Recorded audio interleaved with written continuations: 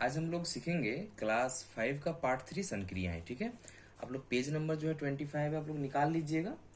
देखिए first question दिया हुआ है, इन्हें जोड़िए। तो हम इन्हें जोड़ेंगे, ठीक है ना।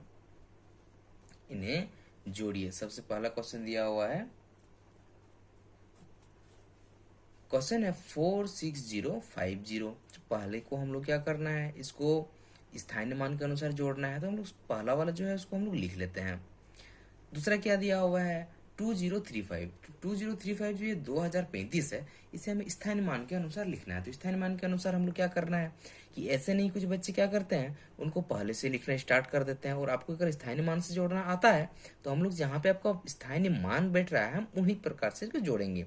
जैसे आपका यहाँ से बैठेगा 2035, ठीक है। इसके बाद क्या है 55। तो ऐसे नहीं कि हम लोग आगे से लिखें, इसको 55 का स्थानीय मान के अनुसार बैठाना है। अब हम क्या करेंगे, इन्हें जोड़ देंगे। हम इन्हें जोड़ते हैं, 5 और 5 10 का शून्य, हाथ पे कितना हो गया, 1 हो गया। 5 5 10 3 13, 14 का 4, हाथ पे 1 रह गया। यहाँ कुछ भी नहीं है तो हम यहाँ पे 1 हो जाएगा। 6 और 2 8 हो गया, और यहाँ पे 4 हो गया। और इस प्रकार से हम इन्हें स्थानीय मान के अनुसार जोड़ सकते हैं, ठीक है। हम लोग दूसरा क्वेश्चन देखते हैं।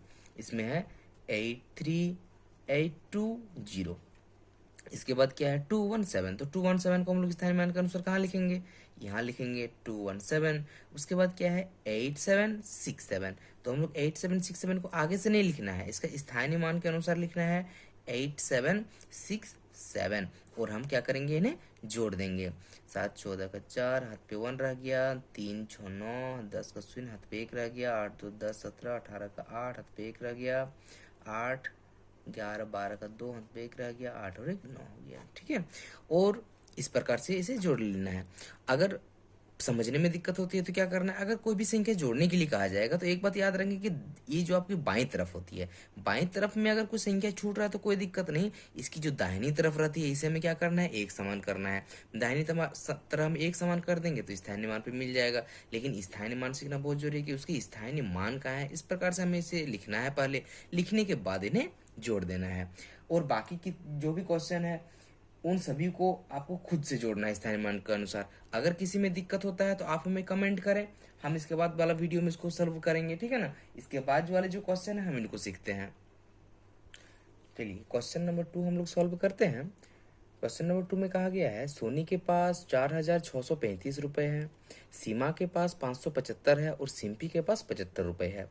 और तीनों के रुपये को अगर मिला दिया जाए तो कितने रुपए होंगे।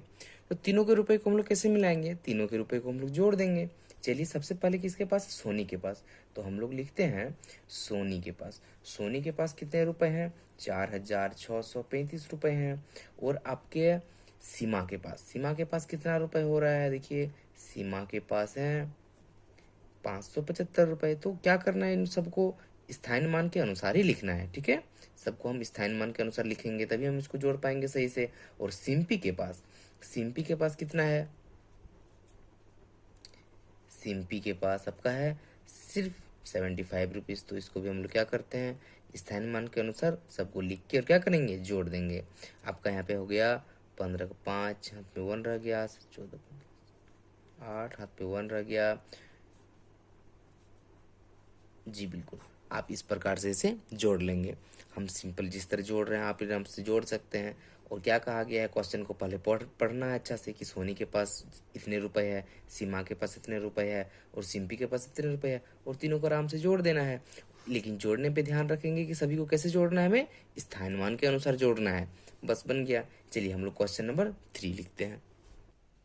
तीसरा क्वेश्चन है, एक खाली गोदाम में सोमवार को 253, मंगलवार को 4003 तथा बुधवार को 1732 चावल के बोरे रखे गए। तो गोदाम में कुल कितने चावल के बोरे रखे गए।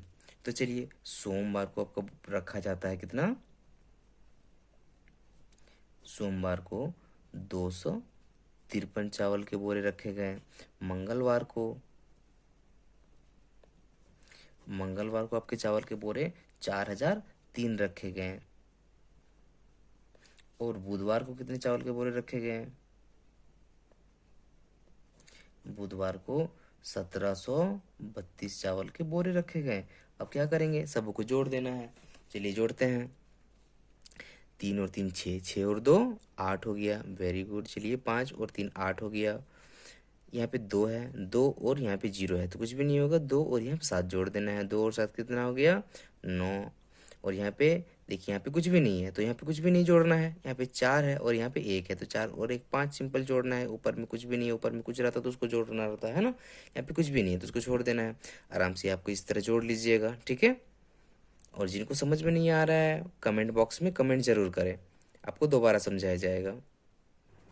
चलिए हम लोग चौथा नंबर क्वेश्चन पढ़ते हैं। पंचायत चुनाव के प्रथम प्रत्याशी को 7,820 मत, द्वितीय प्रत्याशी को 6,726 तथा तीसरे प्रत्याशी को 5,212 मत प्राप्त हुए।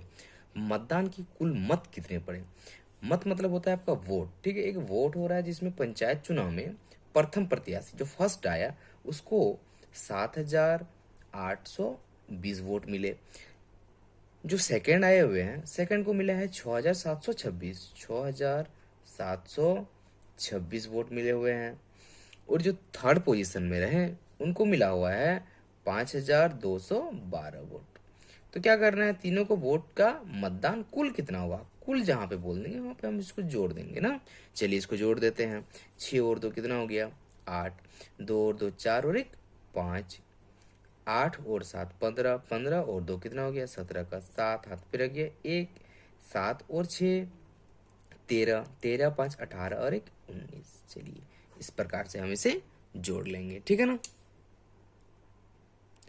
हम लोग क्वेश्चन नंबर 5 करते हैं, इसको बना ले आप। 5 अंकों की सबसे बड़ी संख्या तथा 4 अंकों की सबसे बड़ी संख्या का योगफल ज्ञात कीजिए। आप सबको पता होना चाहिए कि बड़ी संख्या छोटी संख्या ये किस प्रकार होती है।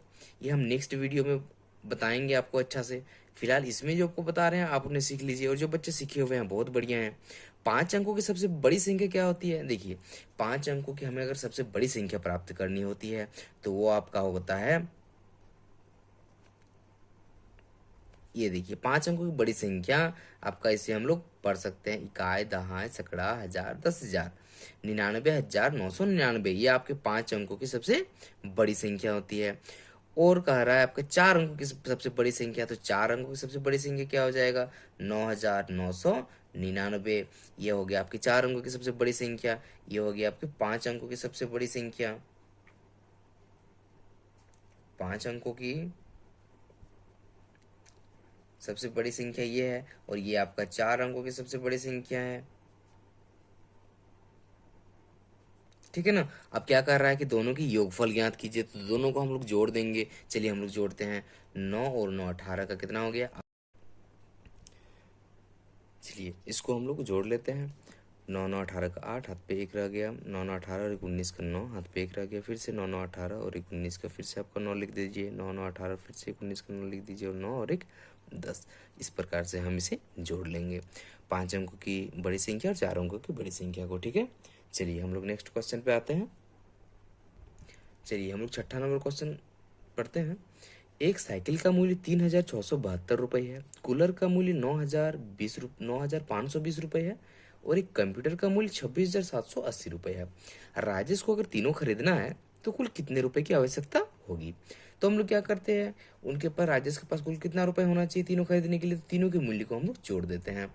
आपका साइकिल का मूल्य है 3,672 रुपये, कूलर का मूल्य है 9,520 रुपये, और आपका कंप्यूटर का मूल्य है 26,780 रुपये। तो हम इस प्रकार तीनों को एक साथ जोड़ देंगे, ठीक है। चलिए यहाँ पे आपका कितना हो जाएगा 2 हो जाएगा, 7 और 2 9, 9 और 8 कितना हो जाएगा 17 का 7 हो जाएगा। हाथ पे कितना रह गया 1 रह गया, 6 और 5 11, 11 और 7 18, 18 और 1 19 हो जाएगा। और यहाँ पे कितना हो जाएगा 9 और 3 आपका हो गया 12, 12 और 6 18 का 8, और हाथ पे 1 2, और यहाँ पे कुछ भी नहीं है तो 2 और 1 कितना हो जाएगा सिर्फ 3 हो जाएगा, ठीक है। आपका यहाँ पे 19 का 9 होगा, आप इसको सुधार लें, ठीक है। एक शर्ट का मूल्य 415 रुपये है, पेंट का मूल्य शर्ट के मूल्य से 250 रुपये अधिक है। ये क्वेश्चन आप सबों के लिए वेरी वेरी इंपॉर्टेंट है, आप इस क्वेश्चन को अच्छा से देख लें, ठीक है। एक शर्ट का मूल्य जो है वो 415 रुपये है, और पेंट के मूल्य शर्ट के मूल्य से 250 रुपये अधिक है। पेंट का जो मूल्य है वो इस शर्ट के मूल्य से 250 रुपये अधिक है। तो राजू को शर्ट और पेंट खरीदने के लिए कुल कितने रुपए लगेंगे? तो देखिए, पहले तो शर्ट का मूल्य 415 रुपये है। 415 रुपये जो है ये शर्ट का मूल्य है, ठीक है।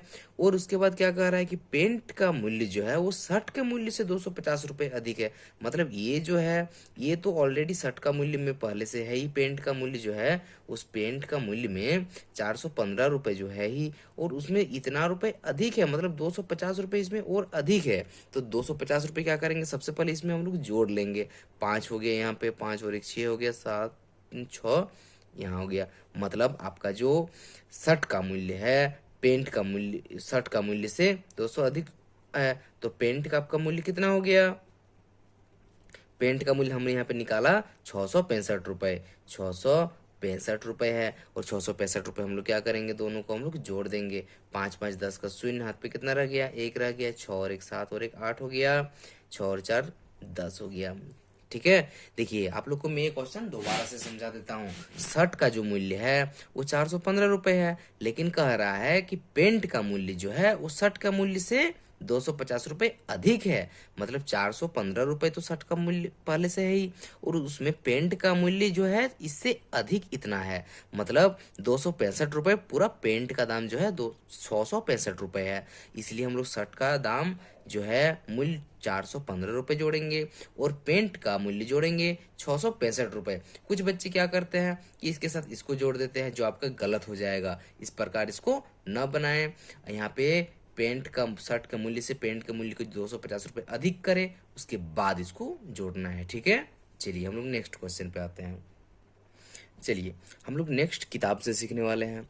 गोल घेरों में सही अंक भरिए। अब गोल घेरा लगा हुआ है, इसमें सही अंक भरना है, और इसमें क्या है, जोड़ है।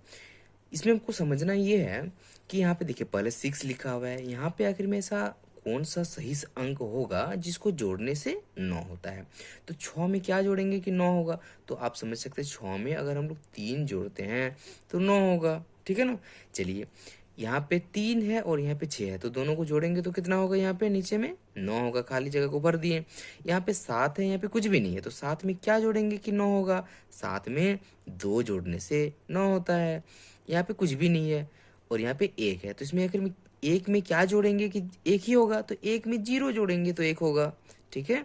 और यहाँ पे 3 है और यहाँ पे 5 है, तो 3 में 5 जोड़ेंगे तो कितना होगा, 8 होगा। बस इस प्रकार से बना लेनी है। हम लोग दूसरा सीखते हैं। यहाँ पे 9 है और ऊपर में कुछ भी नहीं है, तो 9 में क्या जोड़ेंगे कि 9 ही होगा, तो 9 में 0 जोड़ेंगे तो 9 होगा, ठीक है। यहाँ पे 7 है और यहाँ पे कुछ भी नहीं है, तो 7 में क्या जोड़ेंगे कि 8 होगा। 7 में 1 जोड़ेंगे तो 8 होगा, ठीक है। यहाँ पे 5 है और यहाँ पे कुछ भी नहीं है, तो 5 में क्या जोड़ेंगे कि 1 होगा। देखिए 5 में अगर 1 जोड़ते हैं तो 6 होगा, 5 में अगर 2 जोड़ते हैं तो 7 होगा। इस प्रकार से 5 में अगर हम 6 जोड़ते हैं तो 11 हो रहा है, और 11 का हम लोग 1 लिखते हैं। तो इस प्रकार से यहाँ पे हम लोग क्या लिखेंगे, 6 लिखेंगे। 5 में 6 जोड़ने से 11 होगा, 11 का 1 लिखा जाएगा और यहाँ पे 1 रह जाएगा। 9 है, 9 और पहले से 1 है, आपका 10 हो गया। तो 10 में यहाँ पे क्या जोड़ेंगे कि 2 होगा, तो 10 में और 2 जोड़ेंगे तो 12 होगा, और 12 का 2 यहाँ पे लिख सकते हैं हम लोग, है ना। इस प्रकार से 4 और 3 7 हो गया, 7 और 1 यहाँ पे बचा हुआ था, 7 और 1 कितना हो गया यहाँ पे, 8 हो गया। इस प्रकार से आप सबों को जोड़ सकते हैं। तीसरा जो है आपके लिए बना नहीं रहे हैं, क्योंकि आप इसको खुद से बना के सीखें, ठीक है।